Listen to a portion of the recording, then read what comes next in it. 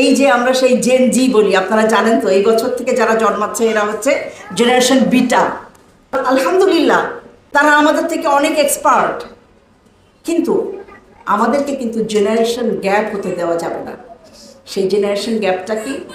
ওরা টেকনোলজি জানতে পারে, সব হতে পারে, কিন্তু হিউম্যান যে কালচার, মানবিকতা, মানসিকতা, আমার ইসলামের যে অনুভূতি, এই শিক্ষা আমি যদি আমার পরবর্তী জেনারেশনে আমি সফলভাবে না নিয়ে যেতে পারি, তাহলে তো আমি আল্লাহর কাছে দাঁড়াতে পারবো না। এই যুগের বাচ্চাদেরকে মানুষ করার জন্য আমাদেরকে সবসময় সতর্ক থাকতে হবে। আমি একটু আগে বলছিলাম যে বাচ্চারা সাবস্টেন্স অ্যাবিউজ করে, আত্মহত্যার দিকেও যায়, বড়রাও যেতে পারে।